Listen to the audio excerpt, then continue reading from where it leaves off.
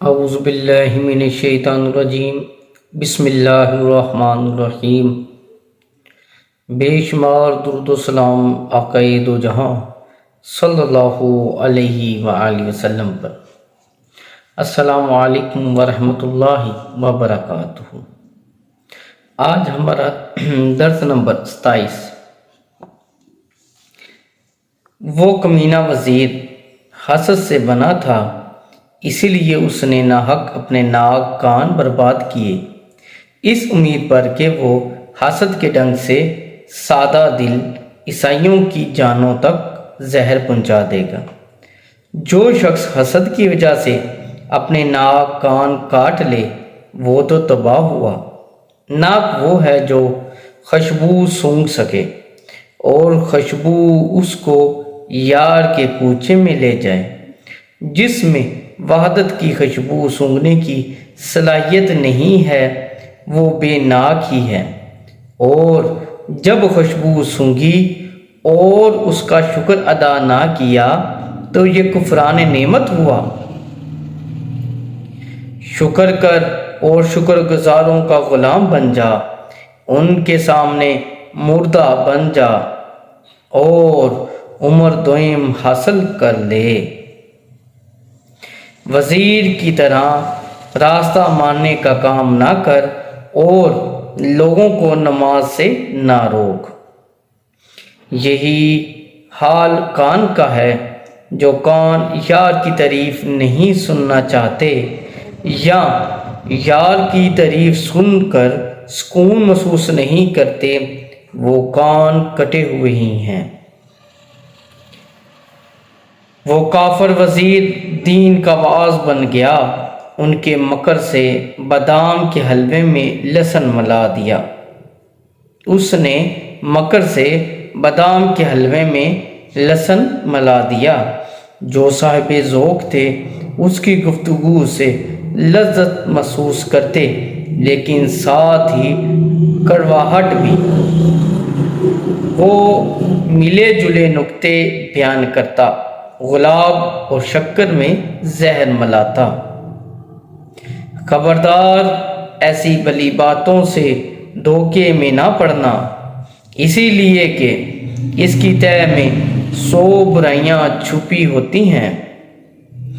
جو شخص برا ہو اس کی گفتگو بھی بری سمجھ۔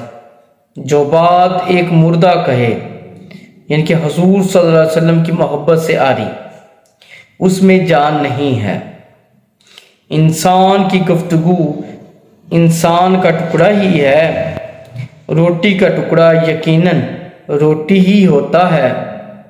اسی لیے میرے آقا مولا حضرت علی کرم وجہ کریم نے فرمایا، جہلوں کی بات گندگی پر اگی ہوئی سبزے کی طرح ہے۔ ایسا شخص جو اس سبزے پر بیٹھا دراصل نجاست پر بیٹھا، اسے اپنے آپ کو پاک کرنا چاہیے۔ وزیر کا زاہد کہتا تھا کہ معرفت کی راہ میں چست ہو جا، لیکن اثر کے لحاظ سے جان کو کہتا سست ہو جا۔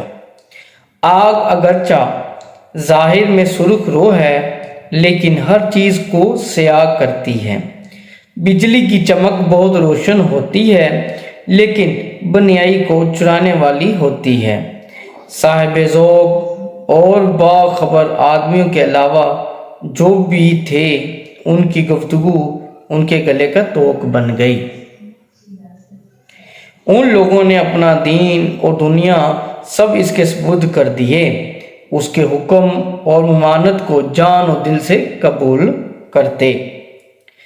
وزیر اور بادشاہ کے درمیان پیغامات کا سلسلہ جاری تھا اور بادشاہ اس کی کارکردگی سے مطمئن تھا، لیکن پھر بھی بادشاہ نے اسے ایک خط لکھا کہ وقت آ گیا ہے، جلدی مجھے اس تردو سے فارغ کر دو، یعنی اس پریشانی سے فارغ کر دو، اب مزید غم سے مجھے نجات دلاؤ۔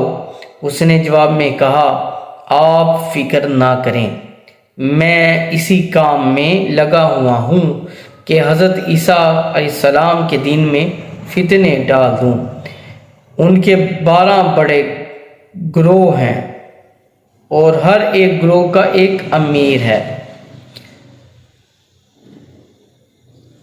ہر فریق لالچ کی وجہ سے اپنے امیر کا غلام بنا ہوا ہے۔